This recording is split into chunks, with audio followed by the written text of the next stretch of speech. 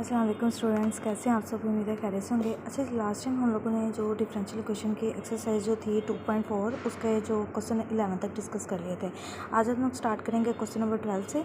तो question number 12 के अंदर आप लोगों के पास डिफरेंशियल इक्वेशन कुछ इस तरह से गिवन है 3x² plus E Y dx plus x³ plus X E raise पर वाई माइनस 2y और dy इज इक्वल टू 0।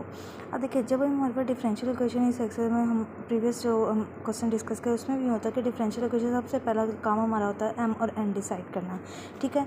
और ये बात आप लोग दोबारा रिवाइज करवा देते हैं कि dx के साथ जो यहाँ पे टर्म मौजूद होती है उसको हम लोग m लेते हैं, और जो dy के साथ टर्म मौजूद होती है उसको हम लोग क्या लेते हैं, n लेते हैं। और इनका फिर m का with respect to y derivative लेना होता है और n का with respect to x derivative लेना होता है।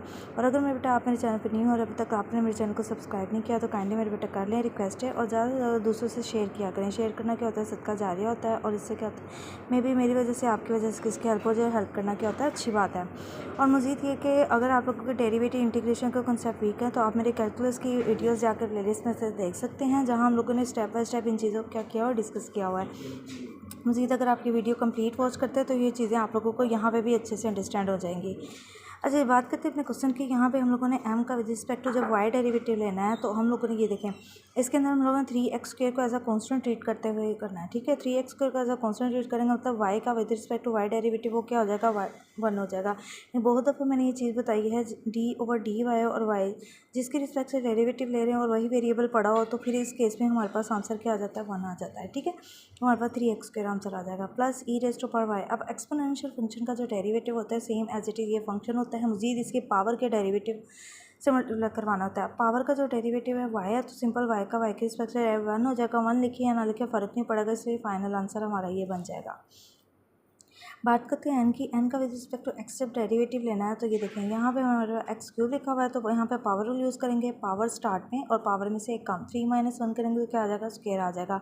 प्लस यहाँ पे x के रिस्पेक्ट से डेरिवेटिव लेना है तो मतलब e⁻y को एज अ कॉन्स्टेंट ट्रीट करेंगे तो x का x के रिस्पेक्ट से डेरिवेटिव जो इधर y के लिए आप लोगों को बताया वही चीज़ सेम यहाँ पे अप्लाई करेंगे तो क्या हो जाएगी, 1 हो जाएगी। तो मतलब ये वाली चीज़ एज इट इज़ आंसर में आ जाएगी। और यहाँ पे हमारे पास x इन्वॉल्व ही नहीं था तो इस टर्म का डेरिवेटिव क्या हो जाएगा, 0 हो जाएगा। अब जब हमारे पास m का with respect to y derivative और n का with respect to x derivative equal आ जाते थे तो हम कहते थे हमारी इक्वेशन क्या बन गई है, एग्जैक्ट इक्वेशन बन गई है। जब एग्जैक्ट इक्वेशन बन जाएगी तो फिर हम लोगों ने इसका सोल्यूशन फाइंड करना है। सोल्यूशन फाइंड करने के मैंने इसका जनरल फार्मूला पहले लिखा है, क्या लिखते हैं, integration m dx plus integration term free from x, ठीक है, जो n के अंदर होंगी, ठीक है। इन n मैंने ये साथ स्पेसिफाई कर दिया और साथ आ जाएगा dy के रिस्पेक्ट से इसको इंटीग्रेट करने इज इक्वल टू क्या आ जाएगा, c इंटीग्रेशन कॉन्स्टेंट, क्योंकि ज़ीरो को जब इंटीग्रेट करेंगे तो यहाँ से c ही जनरेट होना है, ठीक है। अच्छा जी, m की जगह हम लोगों ने जो m हम लोगों ने यहाँ डिसाइड किया वो टर्म वो यहाँ पे प्लेस कर देनी है और dx के रिस्पेक्ट से इसको क्या लेना है, इसका इंटीग्रेशन लेनी है। Terms free from x in n। अब n वाले टर्म के अंदर हम लोगों ने देखनी है ऐसी टर्म्स उठानी है जिसके अंदर x इन्वॉल्व नहीं होगा। तो इसके अंदर भी x है, इसके अंदर भी है। अब ये लास्ट वाली जो टर्म है -2 है तो हम लोगों ने यहाँ पर लिख देना है, ठीक है। और dy के रिस्पेक्ट से हम लोगों ने क्या कर देना है, इंटीग्रेट कर देना है। यहाँ पर हम लोग इसको three as a constant treat करेंगे। x² का जब x की रिस्पेक्ट से इंटीग्रेशन करेंगे तो पावर में एक ऐड और उसी से डिवाइड हो जाएगा, साथ आ जाएगा। y as a constant treat करेंगे प्लस e⁻y। और अब ये बात आप पूछेंगे कि मैडम e⁻y के साथ x कहाँ से आ गया, इससे प्रीवियस क्वेश्चन में भी मैंने चीज़ बताई हुई है। इंटीग्रेशन हमारे पास क्या आ जाएगा, अच्छा जी, तो अगर हम लोग e⁻5 को जब e⁻y को जब इंटीग्रेट करेंगे dy के रिस्पेक्ट से तो अब यहाँ से किस तरह होगा, y को हम लोगों ने एज अ कॉन्स्टेंट ट्रीट करना है और इनसाइड हमारे पास 1 रह जाएगा और उसका dy के रिस्पेक्ट से इंटीग्रेशन आ जाएगी। अब कॉन्स्टेंट नंबर 1 हो और जिसको रिस्पेक्ट से इसको इंटीग्रेट किया जा रहा होता है ना, वहाँ पे वो वेरिएबल जनरेट हो जाता है। तो हमारे पास e⁻y यहाँ पे सॉरी dx के रिस्पेक्ट से कर रहे थे तो यहाँ पे dx आएगा। तो मतलब यहाँ पे वेरिएबल कौन सा जनरेट हो जाएगा, x जनरेट हो जाएगा। तो फाइनल आंसर x e⁻y बन जाएगा जो मैंने यहाँ पे लिखा हुआ है, ठीक है।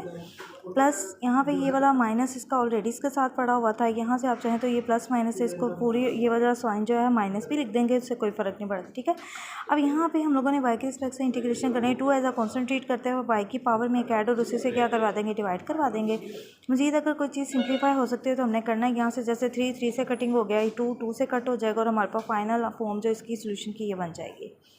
बात करते हैं अपने क्वेश्चन नंबर 15 की। क्वेश्चन नंबर 15 के अंदर हमारे पास डिफरेंशियल इक्वेशन इस तरह से गिवन है, x² y³ -1/1 + 9x² और dx/dy plus x³ y² is equal to 0। तो सबसे पहले तो हम लोगों ने इस डिफरेंशियल इक्वेशन को जो हमारी जनरल फॉर्म है उसमें लेके आना है, ठीक है। यहाँ पे dx है तो इस dy को ख़त्म करने के लिए इसके डिनोमिनेटर से हम पूरी इक्वेशन को dy से क्या करवा देंगे, मल्टीप्लाई करवा देंगे। जब dy से इस टर्म को भी इस टर्म को भी मल्टीप्लाई करवाएंगे ना, तो यहाँ से ख़त्म होकर इसके साथ dx रह जाएगा और इसके साथ dy इन्वॉल्व हो जाएगा। अब वही स्टेप जो हमने क्वेश्चन नंबर क्या है 12 के अंदर रिवाइज किया है उस वहीं यहाँ पे करेंगे। अब आप कहेंगे मैडम 13 और 14 का same as it is question number जो 12 है उसी के पेस्ट पे तब उसी प्रोसेस को यूज़ करते हुए 13 और 14 भी सॉल्व होना है। आप लोगों ने वो सॉल्व करने हैं, कमेंट सेक्शन में मुझे ज़रूर बताना है। मज़ीद अगर उन क्वेश्चन की समझ नहीं आ रही तो वो फिर भी आप लोगों ने कमेंट सेक्शन में बताना है, और डिस्क्रिप्शन में मैंने व्हाट्सएप ग्रुप का लिंक दिया हुआ, वहाँ आप मुझे ज्वाइन कर सकते हैं और वहाँ पे भी डिस्कस कर सकते हैं, ठीक है। अब बात करते हैं इसकी। तो यहाँ पे हम लोगों ने क्या करना है कि यहाँ पे हमारे पास टर्म के साथ dx आ गया और इसके साथ dy आ गया। m और n हम लोगों ने क्या करना है, डिसाइड कर लेना है। dx के साथ वाली टर्म को हम m लेंगे और जो हमारे पास dy के साथ वाली टर्म है उसको n ले लेंगे। m का with respect to y derivative लेना हम लोगों ने। अब यहाँ पे वही बात कि y की रिस्पेक्ट से डेरिवेटिव ले रहे हैं, तो बेसिकली ये जो m है ना, ये बिल्कुल स्टार्ट जब हमने इस एक्सरसाइज को किया तो मैंने बताया था कि बेसिकली यहाँ पे पार्शियल डेरिवेटिव्स यूज़ हो रहे थे। पार्शियल डेरिवेटिव जो होते हैं उसको तब यूज़ करते हैं जब हमारे पास एक से ज़्यादा वेरिएबल हमारे पास इक्वेशन में इन्वॉल्व हो जाते हैं, ठीक है। तो यहाँ पे देखें एक्स स्क्वायर और वाई के दोनों पड़े हुए हैं, दो वेरिएबल हैं, तो एक को ऐसा कांस्टेंट ट्रीट करते हुए दूसरे का डेरिवेटिव ले लेना है, ठीक है। अब वाई की रिस्पेक्ट से ले रहे हैं तो एक्स स्क्वायर वाला हमारे पास कांस्टेंट ट्रीट होगा और इसको पावर रूल अप्लाई करेंगे। 3 स्टार्ट पे और पावर में से कम करेंगे तो वो 2 बच जाएगा, तो 3y² और एक्स स्क्वायर आ जाएगा, ठीक है। और यहाँ पे तो y वाली कोई टर्म ही इन्वॉल्व नहीं, तो इसका डेरिवेटिव वैसे ही 0 हो जाएगा। अब n का with respect to x derivative लेना है, तो x के रिस्पेक्ट से जब इसका डेरिवेटिव लेंगे तो मेरे बेटा क्या हो जाएगा, वाई स्क्वायर को एज अ कॉन्स्टेंट ट्रीट करेंगे तो ये पावर रूल अप्लाई होगा, पावर स्टार्ट पे और पावर में से कम, तो ये 3x² y² बच जाएगा। अगर हमारे पास एम वाई का और एन एक्स का जो डेरिवेटिव है इक्वल आ जाते हैं तो हम लोग कहते हैं कि हमारी इक्वेशन क्या है, एग्जैक्ट डिफरेंशियल इक्वेशन बन गई है। एग्जैक्ट डिफरेंशियल इक्वेशन जब हमारे पास बन जाती है तो फिर हम लोग इसको क्या फार्मूला की हेल्प से इसका क्या करते हैं, सोल्यूशन फाइंड करते हैं। तो यहाँ पे integration m d x plus integration term free from x in n, ये अपने पास एज अ हिंट के तौर पे की पॉइंट ज़रूर लिखा करें। इससे क्या होता है जब आप फर्दर सॉल्व करने लगते हैं ना तो आप लोगों को ये जो छोटे छोटे की पॉइंट्स होते हैं हेल्प कर रहे होते हैं कि आपने इस स्टेप के टाइम इस टर्म को इस वैल्यू के लिए यूज़ किया था। अब यहाँ पे क्या हो जाएगा, m की जगह हम लोगों ने m का ये जो हम लोगों ने सेलेक्ट की हुई है वैल्यू ये प्लेस कर देनी है, ठीक है। Terms free from x in n, n वाले जो हम लोगों ने टर्म है उसके अंदर देखना है ऐसी टर्म लेनी है जिसके अंदर x इन्वॉल्व ना हो। अब यहाँ पे एक ही टर्म है जिसके अंदर x इन्वॉल्व है, तो इसका मतलब ये वाला जो फैक्टर क्या है, ये वाली जो टर्म है हमारी वैसे ही वैनिश हो जानी है, ठीक है। इक्वल के राइट साइड पे हमेशा हमारे पास सी होगा। अच्छा जी, बात करते हैं इसकी। अब हम लोगों ने इस पर इंटीग्रेशन अप्लाई करनी है, एक्स के रिस्पेक्ट से इंटीग्रेट करना है, तो वाई क्यूब को हम क्या ट्रीट करेंगे, एज अ कांस्टेंट ट्रीट करेंगे और एक्स स्क्वायर का हम लोग इंटीग्रेशन करेंगे डी एक्स के रिस्पेक्ट से, तो पावर में एक ऐड और उससे डिवाइड करवा देंगे। ये इंटीग्रेशन का रूल इस तरह से हम लोग यूज़ करें। सिंपल एक्स का जो डेरिवेटिव हमारे पास क्या होता है 1 होता है, तो हम सपोज कर लेते हैं इसका डेरिवेटिव आगे फंक्शन में उसका डेरिवेटिव आगे पड़ा तो सिर्फ पावर में एक ऐड और उसी से क्या करते हैं, डिवाइड करवा देते हैं। अब यहाँ पे हम लोग को जब इसकी बारी है कि 1/1 + 9x², तो ये हमारे पास होता है जी tan इनवर्स का फॉर्मूला, जो मैंने यहाँ पे हाईलाइट करके लिखा हुआ है। ये आप लोगों ने वीडियो पॉज करनी है और इसको साथ नोट कर लेना है, ठीक है। ये क्या होता है कि इंटीग्रेशन dx/x² + a² हो तो इसको हम लिख सकते हैं 1/a time tan inverse x/a, ठीक हो गया। तो हमारे पास कुछ ऐसी सिचुएशन नहीं बन रही। अगर आप लोग इसका कंपैरिजन करें तो 1/1 + 9x², 9x² को हम 3x का होल स्क्वायर लिख सकते हैं ना। तो दो टर्म्स इस तरह से स्क्वायर फॉर्म में, एक वेरिएबल है और एक कांस्टेंट नंबर वाली है, ठीक हो गया। अब साथ हम लोगों ने जब इसको इंटीग्रेट करके इसका आंसर लिखना है तो क्या लिखना है, 1/a tan इनवर्स x/a की फॉर्म में लिखना है। यहाँ पे 1/a हमारे पास इस वक्त क्या आ रहा है, यहाँ पे हमारे पास ये जो वैल्यू उसके साथ इन्वॉल्व होती है ना, ये होती है, और साथ tan इनवर्स की x/a की फॉर्म लिखनी है। तो x की जगह हमारे पास 3x आ जाएगा और a की जगह हमारे पास क्या आ रहा है, 1 आ रहा है, ठीक हो गया। तो हमारे पास इस फॉर्मूला को यूज़ करते हुए हम लोग इसका क्या रखेंगे, डेरिवेटिव का आंसर लिखें और इंटीग्रेशन का आंसर लिखेंगे। थोड़े से ट्रिग्नोमेट्रिक के फार्मूलाज होते हैं जो मैंने इससे पहले भी आप लोगों को ये चीज़ बताई हुई है कि आप लोग क्या करेंगे, अगर ट्रिग्नोमेट्रिक से रिलेटेड क्वेश्चन होते हैं तो उस गूगल पे आराम से आपको ये सारे फार्मूलाज मिल जाते हैं। तो अगर आप लोगों ने बेस्ट अंडरस्टैंडिंग लेनी होती है ना, तो आप लोग उन फार्मूलाज को क्या करें, सर्च करके अपने पास अपने रजिस्टर पर नोट करके रख लिया करें। इससे क्या होता है, जब आपके पास कोई भी ऐसा क्वेश्चन आ जाता है, फर्दर ये नहीं कि इसी एक्सरसाइज के लिए करें, फर्दर कोई और एक्सरसाइज है उसमें भी इस तरह की कोई चीज़ या ऐसी सिचुएशन बन जाती है तो वो फार्मूलाज क्या करते हैं, आपको हेल्पफुल हो जाते हैं, ठीक है। मज़ीद इसके हम लोग देखेंगे अगर इसको मज़ीद कटिंग या कुछ और हो सकता है। यहाँ पे 1/3 की फॉर्म मैंने अलग कर दिया बिकॉज ये 3 डिवाइड ही हो रहा था। यहाँ से हम लोगों ने इसका फाइनल आंसर लिखते हैं = c लिख दिया है। ठीक है, और ये इसका क्या बन जाएगा, फाइनल आंसर बन जाएगा। यहाँ से अब आप कहेंगे ये 3 कहाँ पे गायब हो गए, इस 3 को इसके डिनोमिनेटर में भी था, इसके डिनोमिनेटर, तो हमें पूरी इक्वेशन को 3 से क्या करवा देना, मल्टीप्लाई करवा देना, और हमारे पास ये आंसर बन जाएगा। और ये C1 मतलब यहाँ पे C के साथ कोई भी यहाँ पे टर्म आ जाए, मिलियन बिलियन ट्रिलियन कुछ भी आ जाए, लेकिन वो इंटीग्रेशन कॉन्स्टेंट के साथ यहाँ पे इन्वॉल्व होंगी, तो इसको एज अ होल टर्म हम आप लोग सिंपल C भी लिख सकते हैं, या C1 या नई नोटेशन का नाम भी दे सकते हैं।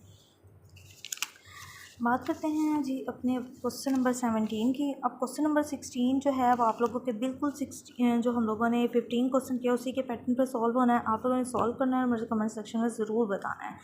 बात करते हैं क्वेश्चन नंबर 17 की, तो इसके अंदर हमारे पास है tan x minus sine x sine y d x plus cos x cos y d y is equal to 0। ठीक है, तो क्या करना है, सबसे पहले एग्जैक्ट इक्वेशन हम लोगों ने इसको पहले चेक करना है। तो m और n हम लोगों ने क्या करना है, डिसाइड करना है। तो m जो dx के साथ पड़ी हुई टर्म है उसको m ले लेंगे, और जो dy के साथ टर्म मौजूद है उसको हम n ले लेंगे, दोनों के डेरिवेटिव्स लेंगे। अब यहाँ पे y के रिस्पेक्ट से डेरिवेटिव, tan x के अंदर तो y है ही नहीं, तो ये तो डेरिवेटिव हो गया 0। इसकी बात करते हैं, तो इसके अंदर y के रिस्पेक्ट से डेरिवेटिव है, तो साइन x का एज अ कॉन्स्टेंट ट्रीट करेंगे, और साइन y का डेरिवेटिव हमारे पास आ जाएगा कोस y, माइनस इसके साथ साइन ऑलरेडी था। एन का with respect to x derivative लेंगे, तो यहाँ पे अब आप लोगों ने ख्याल रखना है कि हमने एक्स वाली टर्म जिसका एंगल एक्स में है उसको हम लोगों ने उसका डेरिवेटिव लेना है। कोस वाई को हम लोगों ने क्या करना है, एज अ कॉन्स्टेंट ट्रीट करना है, और कोस एक्स का जो हम एक्स के रिस्पेक्ट से डेरिवेटिव लेंगे माइनस साइन एक्स आ जाएगा। जब हमारे पास एम वाई का एन एक्स के इक्वल आंसर आ जाता है, तो हम लोग कहते हैं कि हमारी इक्वेशन क्या बन गई है जी, एग्जैक्ट डिफरेंशियल इक्वेशन बन गई है। फिर हम लोगों ने इसका सोल्यूशन फाइंड करना है। अब हम लोगों ने जितनी दफ़ा इस क्वेश्चन को प्रैक्टिस कर लिया ना, होपफुली कि अब आप जब वीडियो कंप्लीट वॉच करने के बाद एक आध क्वेश्चन भी अगर खुद ट्राई कर लेते हैं, तो आप में इतना कॉन्फिडेंस तो आ जाएगा कि आप पेपर में बैठ कर अपना क्वेश्चन ईजिली सॉल्व कर सकते हैं। अब यहाँ पे हम लोगों ने इसका फॉर्मूला करना है integration m d x. M की जगह मैंने क्या किया, ये जो हम लोगों ने एम डिसाइड किया वो वैल्यू मैंने यहाँ पे प्लेस कर दिया है। सब प्लस आ जाएगा इंटीग्रेशन, यहाँ पे हम लोगों ने वो टर्म लिखनी होती है जो एन के अंदर एक्स के विदाउट पड़ी होती है। तो यहाँ पे तो ये दोनों प्रोडक्ट में पड़े और एक्स इसके अंदर इन्वॉल्व है, मतलब ये वाली टर्म में ऐसी कोई टर्म नहीं पड़ी हुई सिंपल जिसके अंदर एक्स इन्वॉल्व ना हो। तो इसका मतलब ये वाली हमारी जो यहाँ पे इंटीग्रेशन वाला पार्ट है ये तो हमारा वैनिश हो जाएगा, ज़ीरो हो जाएगा।